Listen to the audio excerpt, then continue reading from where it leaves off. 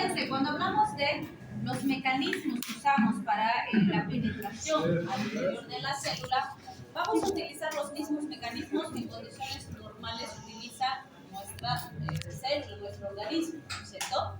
Entonces ahí tenemos la ecuación, perdón, la ley de Fick, que nos permite entender la difusión acuosa, donde se utilizan poros acuosos que dejan pasar moléculas en favor de su gradiente de concentración.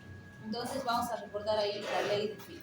Tenemos también la difusión lipídica, que es la más importante, diríamos, porque analiza el reparto lípido acuoso del organismo y sabemos obviamente que es muy importante porque este nos ayuda a entender cómo se comportan las sustancias ácidas o alcalinas en pHs de sus mismas características o de diferentes características. Y ahí vamos a recordar la ecuación de Henderson-Hassel, ¿sí? También tenemos transportadores especiales que nos permiten entender cómo se movilizan los distintos transportadores. Eso ya hemos visto con ustedes también. Sí. ¿Y por qué no me avisan? Les he preguntado, ¿ya han estado? Estoy viendo que han estado. Eso ya. Estamos aquí, inocentes, ¿no ven? Sí. Ok. Qué salvajes, ¿no? Es que tengo anotado, pero no. Ok. Entonces ya manejamos ley de Fick, ya manejamos ecuación de Henderson-Hasselbalch y ya manejamos los distintos sistemas que van a utilizar nuestros fármacos que son del organismo y que los utilizan para poder ingresar. ¿Sí? Bien, por otro lado también es importante analizar cuando hablamos de las dosis que existen distintos tipos de dosis. Las dosis de los fármacos se han establecido en esos 20 años de estudio que hemos dicho que se han tomado para cada fármaco, ¿no es cierto? Y en base a sus características físico-químicas, su absorción, distribución, características y demás, se ha determinado en qué dosis se debe utilizar cada fármaco. De ahí vienen estas dosis que son las dosis mínimas y las dosis máximas, ¿no es cierto? Y hemos dicho para cada fármaco existen esos rangos. La mínima es la mínima cantidad que necesito alcanzar para obtener el efecto farmacológico y la máxima es la dosis que no debo pasar para no intoxicar al paciente, ¿sí? Por ejemplo, si le doy amoxicilina, tengo de 500 miligramos a 1 gramo, ¿cierto? Hay libros que me dicen desde 250, pero en nuestro medio para el adulto no usamos nunca 250, ¿sí? Entonces, porque nuestros niveles de resistencia son muy altos. O, por ejemplo, de ibuprofeno. Ibuprofeno se da de 200 miligramos hasta 800 miligramos. Entonces, la mínima y la máxima, ¿sí? Cierto, hay de 400, hay de 600 y en nuestro medio la de 200 casi no usamos porque no había esa presentación. Con la pandemia recién han empezado a traer esa presentación de 200, pero antes de eso no llegaba. Solo había de 400, 600 y 800, ¿sí? Entonces, esa mínima máxima nos ayudan a ir determinando las dosis que vamos a ir usando en cada caso en particular. Cuando hablamos de dosis especiales, tenemos también algunas características especiales a considerar. Por ejemplo, cuando hablamos del peso, ¿qué vamos a considerar? El peso es fundamental para los niños, como hemos dicho, porque en ellos vamos a hacer cálculo por kilogramo de peso, ¿sí? En cambio, en los adultos en general se usan mínimo máximo, no se estima el peso a no ser que esté muy alejado del estándar, ¿sí? El sexo, ¿por qué será importante? ¿Será importante para la dosificación? ¿Por qué? Por ejemplo, a ti que eres mujer te voy a dar una dosis diferente a él que es varón, solo por ser mujer o solo por ser varón. No, en general a los dos les voy a dar la dosis dentro de ese rango establecido, ¿sí?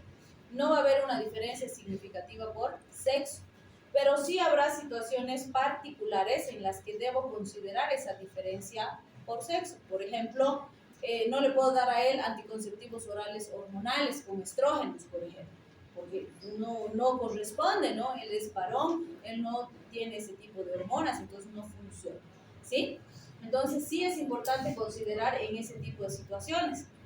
Hay fármacos que son exclusivos para los varones y fármacos que son exclusivos para las mujeres. Es cierto, con todo el avance de la medicina y con todos los desafíos que nos presenta, sí puede darse el caso hoy que por ejemplo tengo un paciente que es transexual y se ha cambiado de sexo, entonces le han operado y además toma hormonas femeninas siendo de sexo genéticamente masculino. ¿Para qué? Para mantener sexuales secundarios de mujer, porque quiere ser de sexo femenino, ¿sí? Entonces, en ese caso sí se puede dar, que yo le esté dando a un paciente que genéticamente es masculino, hormonas femeninas, con un objetivo terapéutico establecido. Y como va a tomar toda su vida, entonces voy a hacer controles, voy a vigilar función hepática, función renal, porque eso que toman tiene un impacto, ¿sí? Bien, por edad ya hemos dicho, ahí sí, los extremos de la vida son muy importantes, son muy sensibles, los niños chiquititos y los abuelitos, entonces en ellos hay que trabajar cuidadosamente con esas características, ¿sí? También es importante considerar la superficie corporal. No todos los fármacos se pueden dosificar por metro cuadrado de superficie corporal, pero hay fármacos específicos que se calcula la dosis por metro cuadrado de superficie corporal del paciente. ¿Y eso qué implica? Que usemos el peso, la talla para hacer el cálculo con una fórmula, ¿sí? No es para todos los fármacos, no es de uso habitual, pero sí hay fármacos específicos que usan ese tipo de dosificación y ahí voy a hacer esa dosificación, ¿sí? Bien, ahora para entender el tipo de dosis, vamos a analizarlas de dos en dos. Por ejemplo, estas las vamos a ver juntas porque van a ver que están muy relacionadas. Si hablo de la dosis terapéutica, se refiere a la dosis que está establecido en la terapéutica que debo utilizar para un cuadro específico. Por ejemplo, si tiene mi paciente faringoamigdalitis bacteriana, hay una dosis dentro de la mínima y la máxima que se debe usar de amoxicilina, ¿sí? O si tiene hipertensión, hay una dosis establecida en la terapéutica para la hipertensión. Si tiene diabetes, hay una dosis establecida para la diabetes. Y así, para cada patología está establecido qué uso como tratamiento, ¿sí? Y eso está dentro de ese rango de mínimo y máximo, ¿sí? Entonces, por ejemplo, si hablo del ibuprofeno, mi dosis terapéutica es esta, de 200 a 800 miligramos, ¿sí? Y si hablo de la dosis usual, fíjense, el nombre me dice lo que es dosis usual porque es la que se usa con más frecuencia. Entonces les pregunto, de ibuprofeno, por ejemplo, ¿cuál es la dosis que más usamos en los pacientes? 400, ¿no es cierto? Entonces esta es la dosis usual, ¿sí? Que está dentro de la dosis terapéutica. Por eso es que las vemos juntas. ¿Está claro? Bien, estas dos también las vamos a analizar juntas. Aquí esta se llama dosis de mantenimiento o sostén y la otra se llama dosis de ataque o de carga. Entonces, fíjense, digamos que ha llegado un pacientito convulsionando, ¿sí? Está convulsionando, llega a la emergencia, necesito controlar esa convulsión. Entonces, ¿qué voy a hacer? Le voy a dar una dosis de ataque, una dosis significativa, importante, ¿para qué? Para controlar esa convulsión, ¿sí? Entonces probablemente va a estar cercana a mi dosis máxima, pero es la que necesito para controlar ese cuadro agudo con el que ha llegado el paciente. Pero ahora puede, o sea, lo he estabilizado, ahorita ya no está convulsionando, pero si dejo de darle el fármaco puede volver a convulsionar, ¿sí? ¿Por qué? Digamos que este pacientito ha llegado con una meningitis. Entonces, ¿la meningitis se va a curar ahorita? ¿Va a desaparecer ahorita que le inicie tratamiento? No, va a tardar varios días en estabilizarse y controlarse la infección bacteriana. Entonces, ese tiempo, esos días, el paciente puede volver a convulsionar, ¿sí? Por lo tanto, le voy a mantener el tratamiento por algún tiempo más y a eso le digo tratamiento de mantenimiento o de sostén, donde le voy a dar una dosis más bajita de la que he usado en la emergencia, porque ya no está en emergencia, ya está controlado, pero que me va a permitir mantener ese efecto, es decir, controlada la convulsión, por más tiempo, ¿sí? Entonces, ¿qué es importante? Considerar la causa, porque ese tratamiento de mantenimiento puede ser variable. Por ejemplo, En este caso, después de que ese paciente se estabilice, controle la meningitis, ya le he dado el antibiótico y demás, ha completado su tratamiento, ya está sanito, ya no hay el agente causal, lo que ha causado la convulsión era la infección y ya no está. Entonces, ¿tengo que seguirle dando ese tratamiento de mantenimiento? Ya no, porque la causa ya no existe, ¿sí? Entonces, no necesito seguirle dando.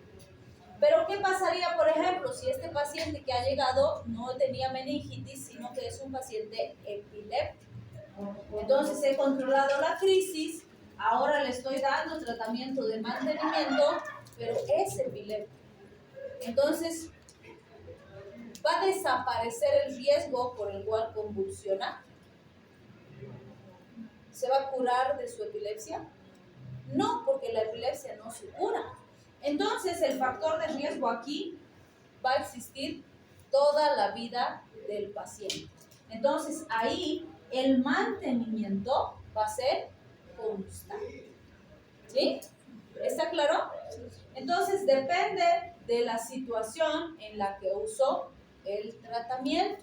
Puede ser, por ejemplo, si viene un paciente con una crisis asmática, le voy a dar un tratamiento de ataque con gran cantidad de fármacos en dosis altas, etcétera. Voy a hacer un mantenimiento post-crisis que es intenso hasta que se estabilice bien el paciente y se controle la hiperreactividad. Pero después del mantenimiento post-crisis voy a pasar al mantenimiento de sostén, donde ahí le hago un mantenimiento ya más estable. Voy a seguir manejando, pero los fármacos son dosis más pequeñas, los intervalos son más espaciados, etcétera, porque el peligro ya ha terminado, ¿sí? Sigue ahí, está latente, no está activo, pero ya no es tan intenso como en esta primera fase, ¿sí? Entonces, en cada caso dependerá del cuadro específico que estoy manejando, pero la dosis de ataque y de mantenimiento me sirven para hacer ese control, ¿sí? ¿Está claro? Muy bien, estas dos ya las conocemos, ¿no es cierto? La dosis tóxica y la dosis letal. Cuando hablamos de la dosis tóxica, ¿qué hemos dicho? Que es la dosis con la cual intoxico al individuo de experimentación. Y como hablamos, a ver,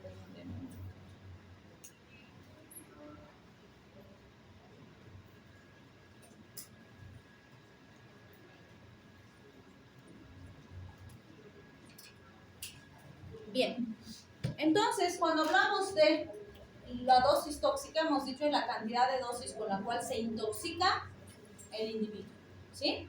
Y la dosis letal es la dosis con la que se muere el individuo. Y como hemos dicho, estas no es permitido probar en humanos, porque tendría que intoxicarlos y matarlos y no nos permiten hacer eso, ¿sí? Entonces, esas dosis se han establecido gracias a experimentación en animalitos, ¿sí? También es triste, sigue siendo cruel porque son seres vivos, pero gracias a esos animalitos se tiene esos parámetros de referencia. Como ya hemos dicho, se está peleando para que no se hagan animalitos porque son seres vivos, pero por lo menos en algunos países ya se ha logrado que en todo lo que es cosmetología, por ejemplo, no se prueben animalitos, porque eso no salva la vida de nadie, ¿no? Es solo, qué sé yo, estética, entonces no se justifica. Pero para lo que es la parte médica, salud y demás, todavía se está usando este tipo de experimentación. Entonces, esperemos que más adelante la tecnología nos permita tener parámetros sin ser crueles con los animalitos que siguen siendo seres vivos, ¿sí? Muy bien. Y el último tipo de dosis que vamos a ver es la dosis en relación a la continuidad, ¿sí? Cuando hablamos de la continuidad, fíjense, decimos, la continuidad puede ser, o en base a la continuidad del tipo de dosis, puede ser simple, intermitente o continua. ¿Qué significa eso? ¿Cuándo sería simple? La definición me dice, es una administración simple cuando le doy una vez y no le doy más, ¿sí? Por ejemplo, qué sé yo, te está doliendo tu cabeza, entonces te digo, tómate un paracetamol. Usted tomas, ping, se pasa tu dolor de cabeza y no tomas más. Esa que era una dosis simple, es tomar una vez y no tomas más, no necesitas. Entonces, sí hay fármacos en los que se hacen dosis simples. Hay fármacos en los que esa dosis simple es la única dosis para tratar el problema de base, ¿sí? Por ejemplo, las tricomoniasis, que se tratan en pareja, pero se toman una megadosis, una sola vez y nada más, ¿sí? ¿Cuándo sería dosis intermitente? Cuando existe un intervalo de tiempo entre dosis y dosis. Y esto es lo que habitualmente hacemos. Por ejemplo, si le doy cada 8 horas, ¿qué va a pasar? Le doy una dosis, no le doy 8 horas y le doy la siguiente dosis. Otra vez no le doy 8 horas y luego le doy la tercera dosis. En ese caso es intermitente, porque está habiendo un espacio de tiempo entre una y otra dosis dentro del esquema de tratamiento, ¿sí? En algunos casos estas dosis son muy importantes que sean bien rigurosas y bien cumplidas, ¿sí? En otros casos no pasa nada. Por ejemplo, si tienes fiebre y te doy paracetamol, te puedo dar paracetamol cada 8 horas, ¿sí? Es decir, dosis intermitente para mantener bien controlada la fiebre. Te puedo dar paracetamol PRN, ¿qué hemos dicho que era PRN? Por razón necesaria. Y te digo, si te duele, tomas, si no te duele, no tomas. O si te da fiebre, tomas, y si no te da fiebre, no tomas, ¿sí? O también puedo darte cada 12, o puedo darte una vez cada 24 horas. Con el paracetamol no pasa nada, no hay problema. Puedo darte PRN, puedo darte cada 8, puedo darte cada 12. Está bien cualquiera, dependiendo de qué tienes y qué necesitas tomar, ¿sí? Pero al fármaco no le va a pasar nada y a ti tampoco, si te doy una sola vez o si te doy 3 veces. No hay problema. Pero, por ejemplo, si te doy amoxicilina para una infección bacteriana, no te puedo decir, te tomas PRN. O sea, si te molesta, tomas, y si no te molesta, no tomas. No, porque ¿qué pasa con los antibióticos? Yo le doy una dosis al paciente, ¿sí? Y va a ser esa curva de dosis-efecto. Le doy la siguiente dosis y va a ser su curva de dosis-efecto. ¿Cuál es el problema? Con los antimicrobianos necesito alcanzar la concentración inhibitoria mínima. ¿Qué quiere decir eso? Que a partir de este puntito, recién he alcanzado una concentración suficiente de fármaco para matar a esa bacteria. Entonces, aquí voy a estar matando a la bacteria y fíjense, cuando la concentración del fármaco empieza a disminuir, esta segunda dosis, ¡pum!, me empuja para que no pase de esta rayita y siga matando a la bacteria. ¿Se dan cuenta? Entonces aquí, ese intervalo de dosis que estoy usando me está garantizando que estoy con una dosis correcta para matar a esa bacteria. ¿Qué pasaría si mi paciente se olvida esta segunda dosis y se toma recién la tercera que vendría aquí? ¿Sí? Entonces, fíjense, desde aquí hasta aquí, la concentración va a estar aquí abajo, por debajo de mi concentración inhibitoria mínima. ¿Qué significa eso? ¿Que la bacteria no está en contacto con el fármaco? No, significa que sí está en contacto con el fármaco, pero no en una dosis suficiente para hacerle daño, para matarlo.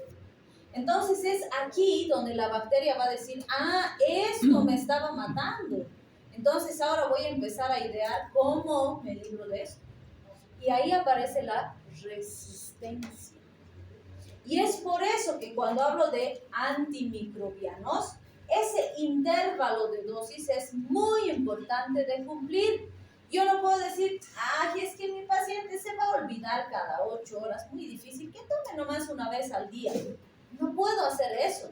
Si sé que mi paciente no va a cumplir cada 8, bueno, le puedo dar cada 24, pero un fármaco que sí se da cada 24, ¿sí? No voy a arruinar esta amoxicilina, por ejemplo, que se tiene que dar cada 8, dándole cada 24, ¿sí? Buscaré, no sé, pues acitromicina, que sí se puede dar cada 24, o levofloxacina, que sí se puede dar cada 24, dependiendo del cuadro infeccioso que estoy manejando también, ¿sí? Entonces, vean, en algunos casos es fundamental cumplir bien los horarios, Y en otros no pasa nada. Puedo darle PRN, puedo darle cada 8, cada 12, no pasa nada, ni con el fármaco, ni con el paciente. ¿Sí? ¿De qué depende? Del fármaco. ¿Sí? Bien. Y la dosis continua hace referencia a una administración continua del fármaco desde que se inicia hasta que se finaliza. ¿Qué quiere decir? Que desde que inicio el tratamiento hasta que acabo el tratamiento, no hay una interrupción de tiempo en la administración. ¿Cuándo creen que tendría que usar una dosis continua en un paciente?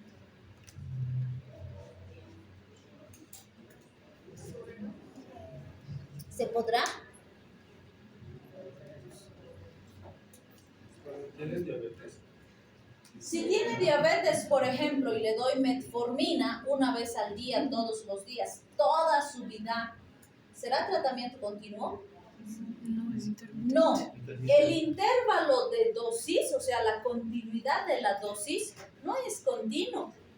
Sí, el tratamiento que él recibe es continuo porque va a ser toda su vida, pero la continuidad de la dosis no es continuo, sigue siendo intermitente, porque le voy a dar una dosis, 24 horas después le voy a dar la otra dosis, 24 horas después le voy a dar y le voy a dar así cada 24 horas. Entonces le estoy dando cada día, pero fíjense, entre una y otra dosis hay 24 horas de distancia.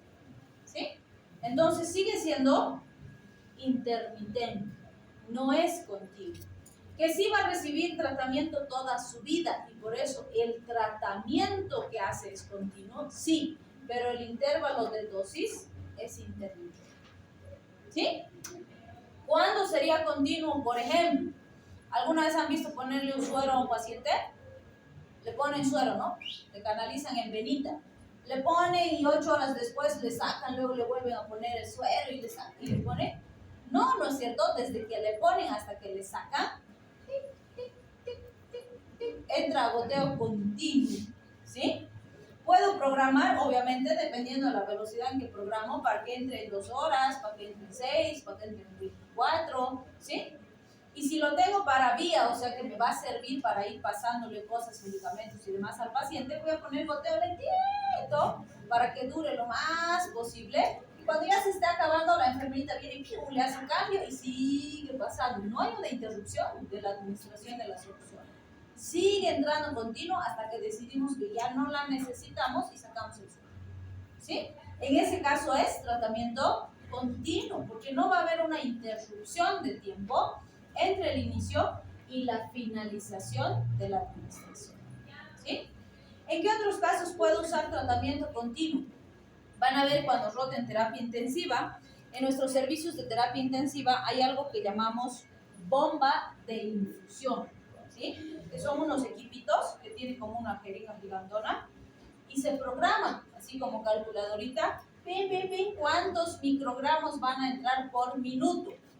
Y el paciente está conectado a la bombita de infusión y de verdad le pasa, por decirles, 0.5 microgramos cada minuto. Todo el tiempo que esté conectado a la bomba de infusión le va a pasar esa misma cantidad cada minuto, sin interrupción. ¿Sí? O por ejemplo, cuando calculamos con los microgoteros, decimos ya, este fármaco quiero que le pase en 2 horas. Entonces, en 2 horas tiene que ingresar constantemente al organismo del paciente hasta finalizar. ¿Sí? Entonces, dependiendo del fármaco que vaya a utilizar, será la continuidad de la dosis que necesito en cada caso en particular. ¿Está claro todo esto? Sí. ¿Sí? ¿Segurísimo? Bien. Entonces, con esto habríamos concluido lo que es nuestro primer tema de introducción. Nos queda ver farmacocinética y farmacodinamia, que es lo que se los he subido a plataforma. Entonces, como me dicen que algunos todavía no tienen acceso, entonces vamos a esperar a que revisen para poder hacer la retroalimentación y poder complementar con algunas cositas que no están en los videos, ¿ya? Tal vez sí suba al grupo del WhatsApp, doctor. Porque si esperemos que hasta el muro. No atrasarnos. Yo no tengo acceso a su grupo de WhatsApp. ¿Mm? Tenemos un grupo de WhatsApp. Ah, ¿ustedes tienen otro grupo? Ya. Entonces, o si no, le voy a decir a la doctora Vázquez si les puede compartir los links de YouTube, que igual están en plataforma, pero para que de ahí lo puedan ver directo del link, ¿no? Hasta que les habiliten en plataforma. ¿Ya? Y así sería mejor. Bien, entonces hasta que nos revisen éxito, pues nos falta esa base para poder hacer la retroalimentación y complementar lo que falta de farmacodinámica. Entonces, para no perder ese tiempito que es importante, tenemos todavía 5 minutos, ¿no? ¿O 10? 10, ¿no? Entonces vamos a empezar receta médica. Cuando hablamos de receta médica, que sería nuestro otro temita, con este temita ya hacemos nuestra primera practiquita. Este temita es muy importante. Entonces, cuando hablamos de receta médica, nos interesa conocer las características de la receta. Primero, ver cómo se estructura, qué partes tiene, porque es importante. Y el elemento fundamental de este capítulo es que ustedes aprendan a hacer correctamente una receta médica. Por eso es que si bien vamos a avanzar primero la parte teórica, el contenido teórico, después vamos a ver cómo se hace y ustedes van a hacer recetas, ¿sí? Entonces, ¿qué decimos? Una receta médica es una prescripción u orden escrita por un profesional médico para dispensar un medicamento o un fármaco, ¿sí? Pero este es un punto bien importante, parece algo tan sencillo, pero este punto es fundamental.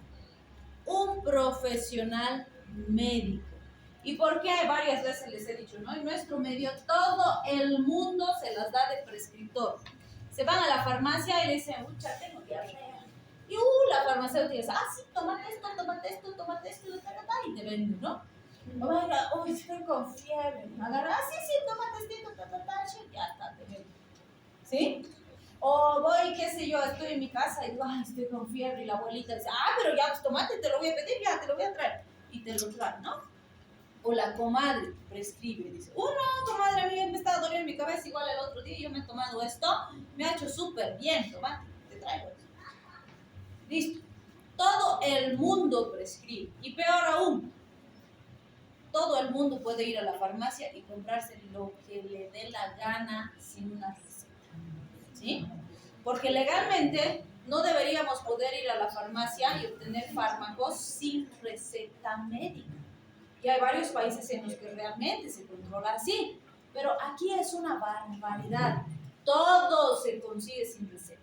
Y en la pandemia, eso nos ha traído graves problemas, porque salía un TikTok de ibuprofeno y todo el mundo se tomaba ibuprofeno. Salía no sé qué de ivermectina, todo el mundo se metía ivermectina por todo lado. Salía algo de la dexametasona, todo el mundo a tomar dexametasona. Y así hemos estado toda la pinche pandemia. Salía cualquier soncero. Todos vacían las farmacias, ¿sí? Entonces, de verdad es un problema grave en nuestro país, ¿sí?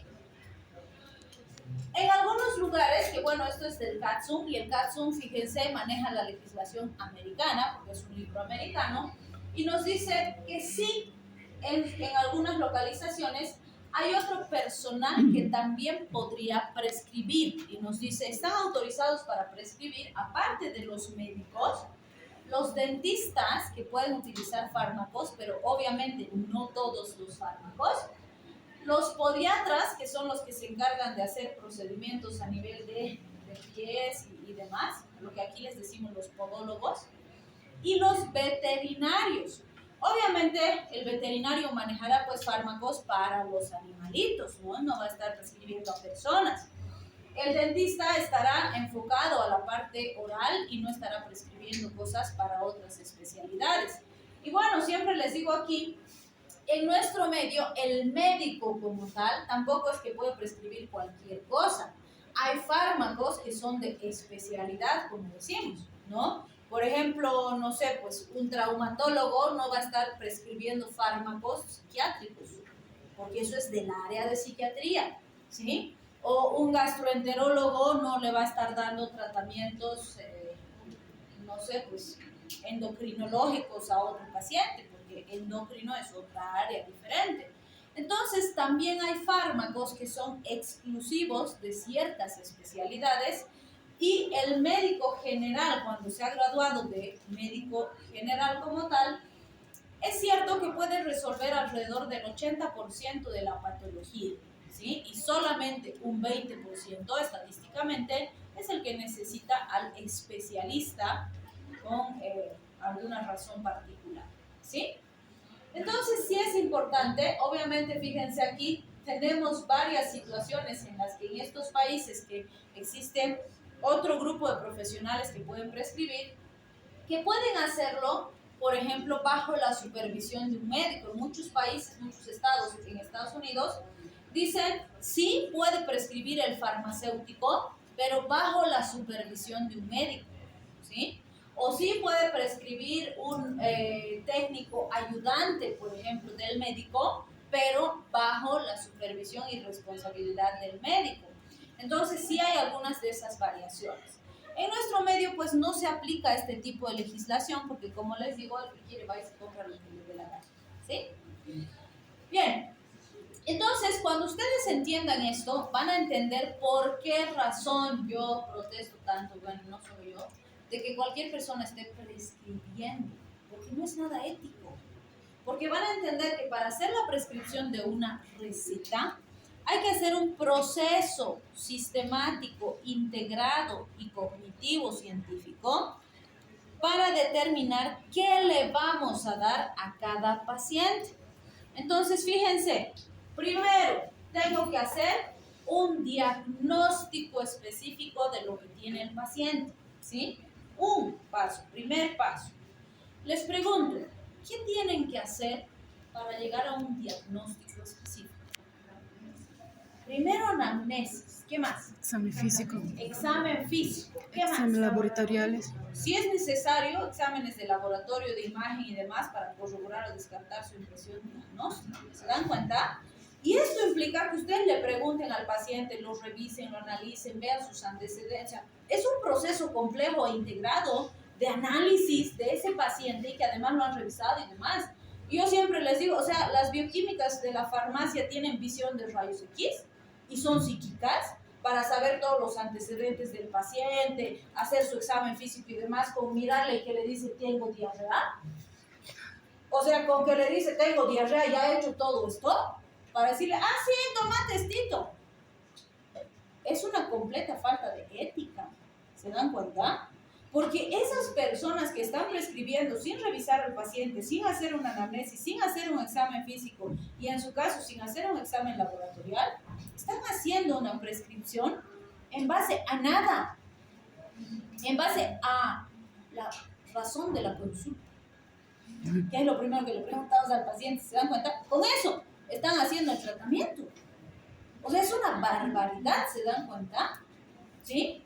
Entonces, y estamos viendo el paso 1, ¿no? Por esas razones que no pues cualquiera puede prescribir, no cualquiera puede estar dando fármacos, ¿sí? Porque sí tenemos documentado en los expedientes, paciente que va porque no veía bien y le dolía mucho la cabeza, entonces va y le dicen, sí, necesitas lentes, ¡pam! Le miden sus lentes, le dan sus lentes y al mes se enteran que tenía un tumor cerebral, por eso le dolía la cabeza y se muere. ¿Por qué? ¿Por qué han hecho eso? Le han dado un tratamiento en base al síntoma. Ustedes no tienen que acostumbrarse a hacer tratamientos en base al síntoma. Siempre tienen que buscar la causa del síntoma.